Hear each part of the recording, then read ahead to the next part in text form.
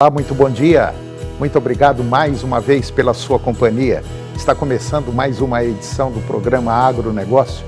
Eu desejo a você um dia de muita saúde. E no programa de hoje nós vamos comentar do mercado do café brasileiro que está em crescimento. Vamos falar também do crescimento da produção de grãos, leite e carnes, que o Brasil tem caso seja implementada uma política agrícola para o setor. Vamos comentar do mercado do boi gordo. Você vai ver que o mercado do trigo para a próxima safra poderá sofrer queda devido à falta de sementes para o plantio. Eu vou conversar com Guido Juliano Martins de Araújo. O Guido é o diretor do Instituto Saga das Águas e nós vamos falar sobre petróleo em nível mundial. O programa Agronegócio já está no ar.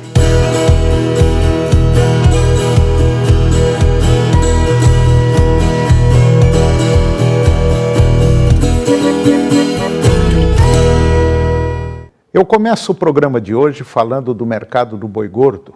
Neste ano, o indicador do boi gordo CPEA B3, lá no estado de São Paulo, já caiu quase 10%, o que tem levado produtores a limitarem a oferta de animais para o abate desde o final de março. Além disso, segundo pesquisadores do CPEA, as condições insatisfatórias das pastagens em muitas regiões dificultam a obtenção de animais prontos para o abate só a pasto. No mercado atacadista da Grande São Paulo, o levantamento do CPEA mostra que o mercado da carne bovina, principalmente com osso, segue em ritmo lento, sem exigir pressão de compra pelos frigoríficos que continuam com escalas confortáveis. As exportações, que por sua vez, depois de caírem entre fevereiro e março, voltaram a crescer no mês de abril. Dados da SECEX apontam que na primeira semana do mês foram 54.700 toneladas de carne bovina in natura escoadas pelo Brasil, o equivalente a mais de 10.000 toneladas de carne in natura por dia. E se mantido esse ritmo, a demanda de frigoríficos pode se intensificar e trazer alguns ânimos a pecuaristas, especialmente os de São Paulo. E agora vamos comentar do mercado do café brasileiro, que está em franco crescimento.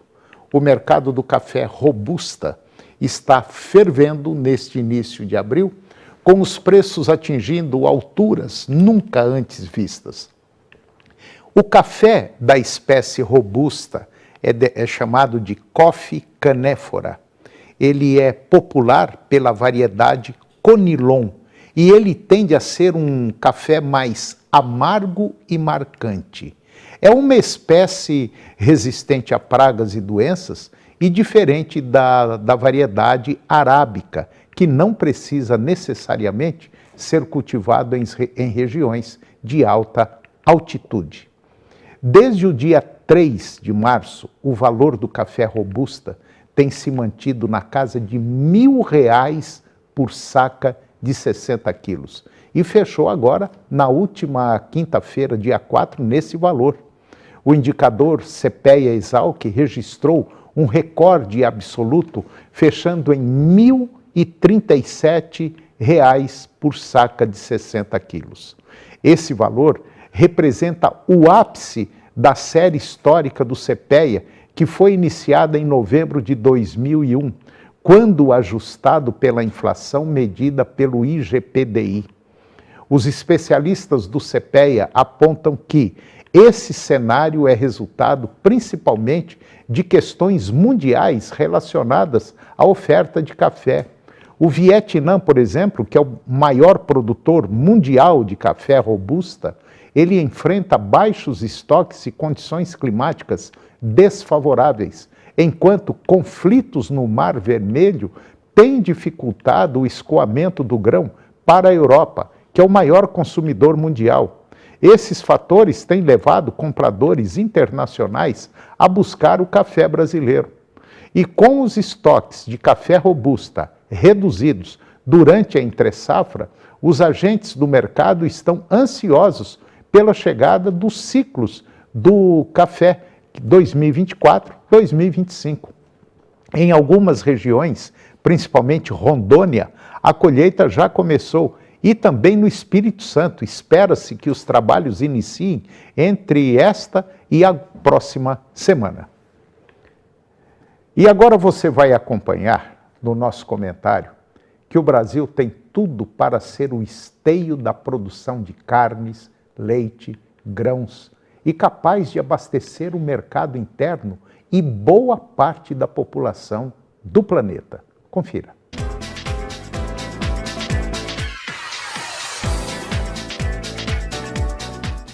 Na década dos anos 50 surgia o agronegócio brasileiro, aproximadamente aí há 70 anos, e de lá para cá o que nós observamos é uma evolução do sistema produtivo. Notoriamente o agronegócio vem ganhando destaque na melhoria da qualidade de vida das pessoas envolvidas nesta grande e complexa cadeia produtiva brasileira. A contribuição do agronegócio não se restringe apenas à parte produtiva, envolve também a comercialização, logística, bem como a preservação e incremento do meio ambiente. No acumulado, o PIB, Produto Interno Bruto do agronegócio, registrou uma alta de 18% no ano passado, deixando claro e inegável a função do agronegócio como sustentáculo da economia brasileira. Em momentos difíceis, como foi o caso da pandemia, o agronegócio se mostrou vigoroso, inabalável e contribuindo para uma alimentação saudável dos povos, para a qual nós exportamos muito. Além de possibilitar que os envolvidos no sistema tenham uma vida sem restrições e com dignidade.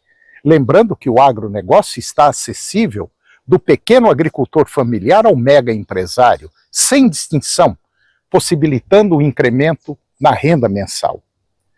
Todos os envolvidos nesta complexa cadeia produtiva são levados a traçar um caminho comum, o empreendedorismo. E no que tange o quesito segurança alimentar, o Brasil novamente se destaca no agronegócio mundial, principalmente pelo sistema de produção com destaque fitossanitário, sanidade animal, garantindo um alto valor biológico ao nosso produto. E por estas razões, o Brasil tem cada vez mais se consolidado como um dos maiores exportadores de alimentos do mundo. No cenário desafiador da produção leiteira, muitas vezes nos deparamos com um conjunto de ferramentas, softwares, equipamentos e tecnologias que podem nos levar ao próximo nível. Seja na gestão bem-estar animal, ou mesmo nas tarefas do dia a dia, o conhecimento e a habilidade para utilizar essas ferramentas de forma eficaz podem economizar tempo e melhorar os resultados. No contexto atual do setor leiteiro, utilizar as ferramentas disponíveis de forma eficaz se torna ainda mais significativo. A gestão eficiente das operações diárias, a melhoria contínua dos processos e a otimização dos recursos disponíveis são fundamentais para garantir a sustentabilidade e a competitividade no mercado. E é aqui que entra a importância da profissionalização e também do conhecimento especializado. No Brasil, a necessidade de profissionalização no setor é evidente. A complexidade das operações, os desafios climáticos, a competitividade do mercado exigem dos produtores, técnicos e atuantes da cadeia conhecimento, entendimento e alta capacidade de adaptação. Um setor que está em franco crescimento no Brasil é a irrigação. Atualmente, nosso país atinge uma área aí de 8 a 9 milhões de hectares irrigados. Segundo o Atlas da Irrigação da Agência Nacional de Águas e Saneamento Básico, a ANA, nós podemos chegar a 50, 55 milhões de hectares. Um olhar atento, ele se faz necessário, principalmente aqueles países com grandes áreas irrigadas, como é o caso da Índia, 71 milhões de hectares, a China, 69, Estados Unidos, 23 milhões de hectares. E isso tudo mostra que a produtividade aumenta significativamente. No mundo, a irrigação está presente em cerca de 18% das áreas agrícolas, responde por 44% da produção e 48% do valor bruto da produção agrícola. Algo que podemos dizer assustador, positivamente falando, e pensar que o Brasil pode sair de 9 milhões de hectares irrigados e saltar para 50, 55 milhões de hectares irrigados e obter 3 safras por ano na mesma área. Esse é o potencial que garante, além do abastecimento externo, um abastecimento exportável, garantindo para, no mínimo, comida para uns 2 bilhões de pessoas ou até mais. Isso sem falar no que já é garantido com o que temos produzido. Só falta, para tudo isso, uma política direcionada para essa finalidade. Falta mais seriedade da maioria dos governantes brasileiros. O nosso produtor, ele sabe produzir, é responsável, é trabalhador e sabe que o nosso país tem potencial para produzir muito mais do que nós produzimos hoje. Muito obrigado pela sua atenção e até o próximo programa.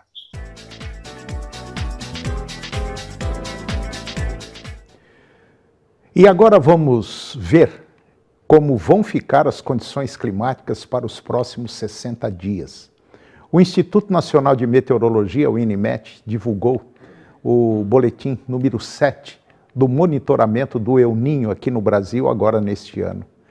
E esse documento, que oferece um panorama sobre a situação climática no país, aponta para um cenário de chuvas abaixo da média em grande parte do território nacional entre os meses de abril e junho.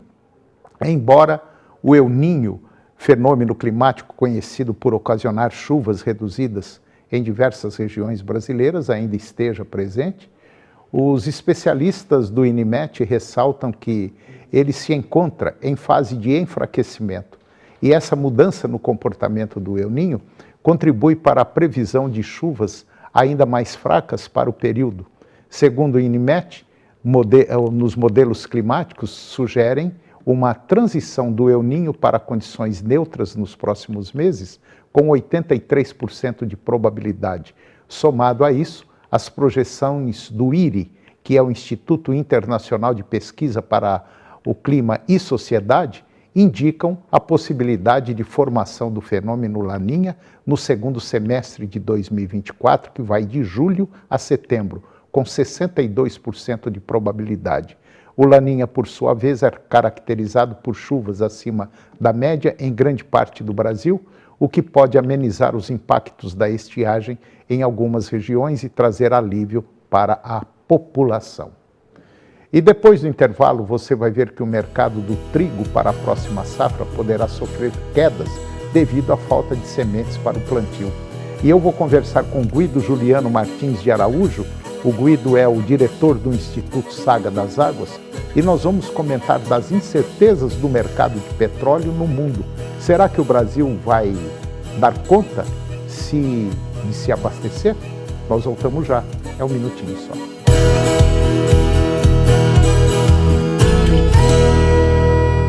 Polícia Civil prende suspeito que usou dados de comerciantes da Feira Hippie para cometer fraudes fiscais. O homem, que se diz empresário no ramo de comércio de tecidos, é investigado por falsidade ideológica e sonegação fiscal. Ele emitia notas fiscais falsas em valores milionários, utilizando o CPF desses comerciantes. Os detalhes no SBT Notícias desta quarta-feira. Bora juntos? Canal TV Agro. Apoio Planalto Máquinas Agrícolas Revendedor Valtra. Goiânia, Jussara, Itumbiara e Porangatu. Estância Bahia Leilões. Estância Bahia, a serviço da pecuária brasileira. Europoços Artesianos. Poços com até 800 metros de profundidade. Nutroeste, nutrição animal. Tecnologia de resultados a serviço do pecuarista. Volumoso X-Gold Pasto. Pastagens com raízes profundas. Canal TV Agro, o canal do agronegócio.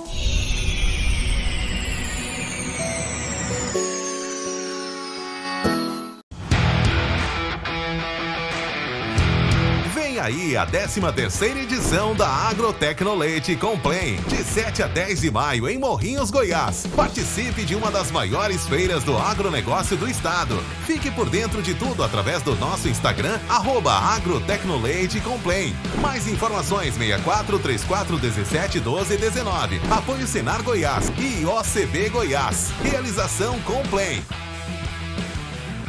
Chegou aniversário, novomundo.com. E toda quarta é dia de fazer a feira com muito preço baixo. Conjunto de panelas 3 peças, só R$ 74,90 à vista ou R$ 12,48 mensais. Conjunto de potes Electrolux 8 peças, só R$ 69,90 à vista ou R$ 11,65 mensais. Liquidificador Mondial, só R$ 89,90 à vista ou R$ 11,23 mensais.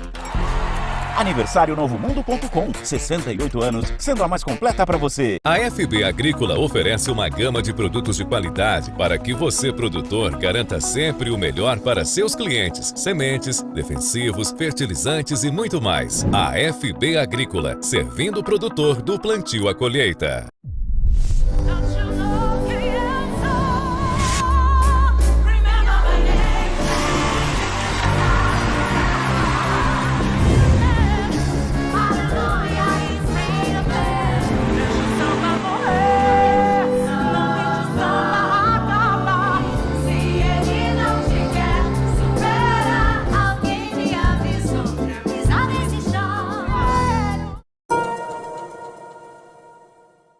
Atenção, eu quero que você para tudo que estiver fazendo e preste atenção. Hoje, 15 para 6 da tarde, vamos te deixar muito bem informado. Mas... pergunta que não quer calar. Por que não de uma forma leve? Tá na hora. Agronegócio. Oferecimento Moinho Fino. A vida só começa depois do café. De um bom café, AFB Agrícola. Servindo o produtor do plantio à colheita.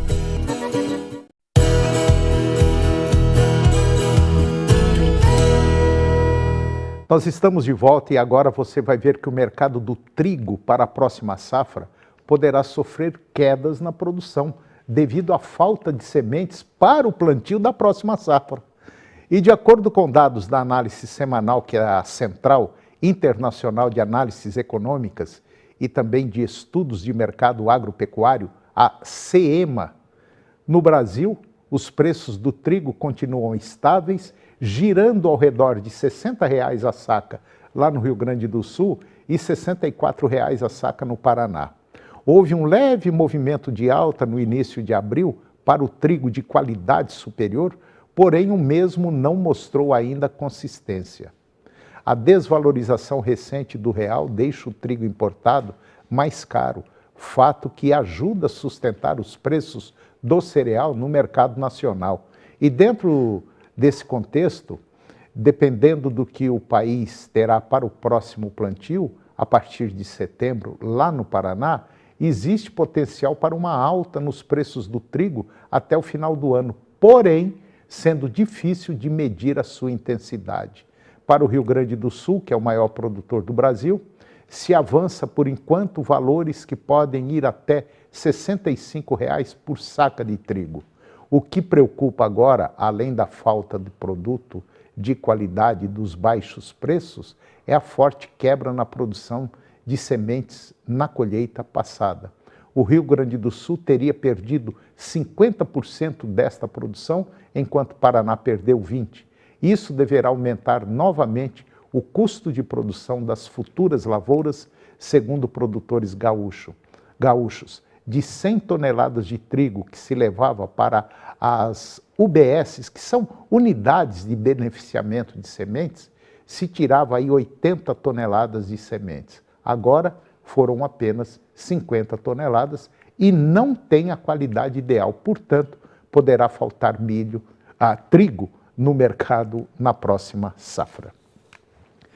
E agora eu vou conversar com o Guido Juliano Martins de Araújo. O Guido é o diretor do Instituto Saga das Águas e nós vamos comentar de um tema importantíssimo que pode explodir a qualquer momento: as incertezas do mercado de petróleo no mundo. Será que o Brasil vai dar conta de se abastecer se acontecer algum problema mais grave? Guido Juliano, bom dia. Tá bom, Bom dia, Antônio. Tudo bem. Pois é, Guido, como sempre eu falo que você é a figurinha carimbada, e eu estava aí preocupado hoje, falei, não, quem vai resolver isso aqui é o Guido, ele estuda muito sobre aquela região, e realmente nós estamos aí diante de nós estamos andando no fio da navalha em relação ao abastecimento, né, Guido?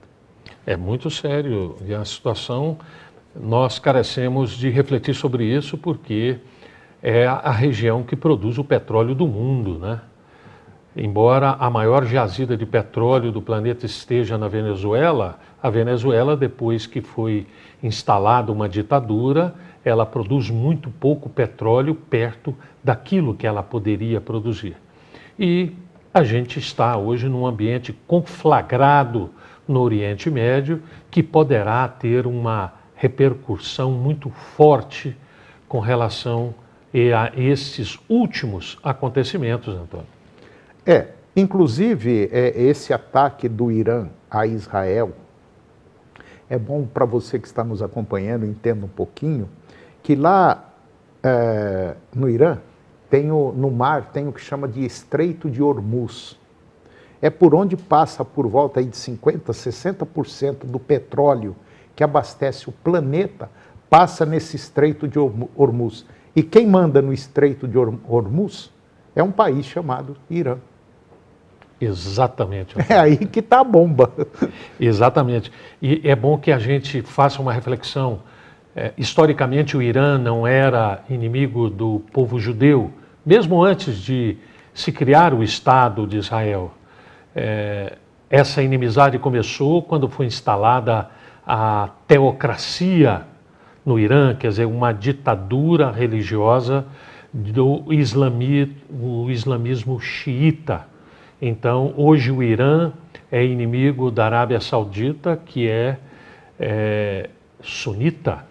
Então, hoje este ódio muito grande, ele nasceu por conta desta ditadura. E a gente tem que ficar observando muito, Antônio, que essas ditaduras, sejam elas ditaduras teocráticas ou qualquer outra modalidade, sacrifica muito o povo que é submetido a esse jugo e gera uma insegurança muito grande no planeta, Antônio. E é bom também, você que está nos acompanhando, ficar mais ou menos por dentro, por volta de 70% do diesel que o Brasil usa, 70% não, acho que é 100%. É de 70% a 80% do diesel que o Brasil utiliza, vem de fora. Vem de fora.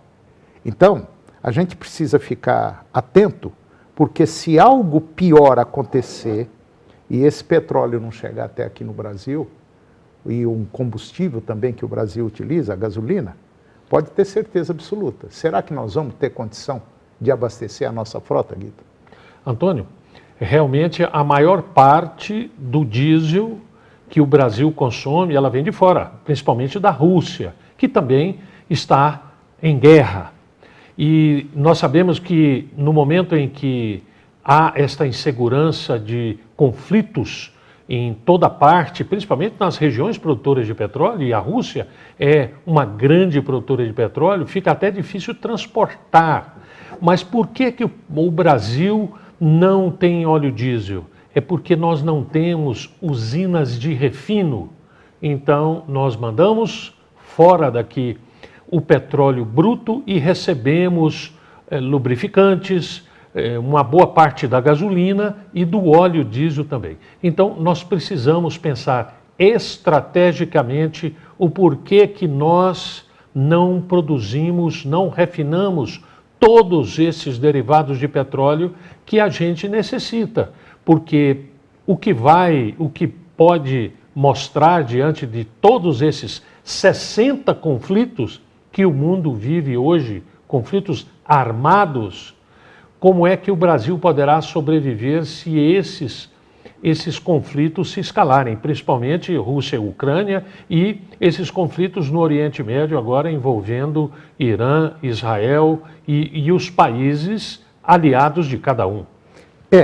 E por trás disso tudo tem um outro agravante. 80% do fertilizante que o Brasil utiliza para plantar a sua safra vem de fora, vem exatamente daquela região. Exatamente. Outro... A Rússia produz o cloreto de potássio que nós utilizamos demais para as mais variadas culturas. E a gente está numa situação difícil, precisamos pensar o Brasil estrategicamente e não depender de países que estão hoje num ambiente completamente difícil, econômico, e a questão dos conflitos armados, Antônio. E uma boa parte também dos fertilizantes que o Brasil utiliza vem de Israel, viu? Então seria muito interessante que pessoas do governo, principalmente o governo federal, que ficam falando certas coisas, é um momento muito delicado, não fica pendendo para um lado ou pendendo para outro, porque pode vir uma pequena retaliação, e essa pequena retaliação pode significar um desastre aqui para o nosso país. Então precisa tomar muito cuidado, nós estamos andando em cima de ovos, e ovos trincados. Cuidado para a gente não ter aí uma ameaça, alguma coisa que venha prejudicar a nossa estrutura interna e principalmente a do agronegócio, que depende exclusivamente de 80% de fertilizante lá de fora, que é produzido exatamente com petróleo. Sim, exatamente. Os nitrogenados também são derivados de petróleo, né? E esses países que produzem petróleo também produzem os fertilizantes nitrogenados, né? E é bom que nós lembremos, Antônio, esse conflito Israel com a Palestina, quem começou a escalar tudo isso não foi o povo judeu. Aí é que está o grande problema, né, Guido? É aquela velha história, inimigo do meu amigo também é meu inimigo. Então, a situação é uma situação delicada. Agora, o Brasil corre, sim, um sério risco, viu? Como diríamos num jogo de futebol, numa corrida de cavalo, a gente está sendo aí o azarão, que poderá sobrar para a gente, sim, caso a situação piore naquela região. Por que pode piorar naquela região? Porque o Brasil não tem estrutura para produzir fertilizantes, nós não temos estrutura para produzir o petróleo que a gente precisa. Exatamente. É o país do futuro? Mas quando vai chegar esse futuro aqui? Esse futuro depende, a gente está falando muito, depende de uma estrutura política desenvolvida para isso, que nós, infelizmente, não temos. Nós temos, sim, muito discurso. Isso nós somos excelentes. Agora, na prática mesmo, para valer, não tem, não. Antônio, e nós já debatemos sobre isso. O que nós necessitamos é de governança, pensar o país para o futuro, e não o país de 2 em 2 anos quando há eleição no Brasil. Então as promessas são feitas e elas se esvaem em 2 anos e novas promessas são criadas e o país fica em compasso de espera, e o povo brasileiro, que poderia ser um povo com poder aquisitivo muito maior, nós ficamos aí à mercê do dinheiro mal gasto, do dinheiro recolhido, dos impostos de cada um dos brasileiros, e mal gasto porque não existe um projeto de futuro. Se não resolver o problema rapidinho dentro do país, nós estamos na mão do pessoal lá fora. Você pode não acreditar, mas é verdade, sim. Guido, mais uma vez, muito obrigado, Guido, pela sua presença, sempre com temas excelentes, e até o próximo. Até o próximo. E o programa de hoje chegou ao fim. E eu termino o nosso programa com a seguinte frase: o melhor dos mestres é o estudo, e a melhor das disciplinas é o trabalho. Um grande abraço a você, muito obrigado pela sua companhia, que Deus nos abençoe e até o próximo programa. TV Serra Dourada SBT Goiânia. A melhor maneira de se informar sobre os acontecimentos do dia. Hoje, às 7h20 da noite, no Jornal Serra Dourada. A seguir, Primeiro Impacto Continuação.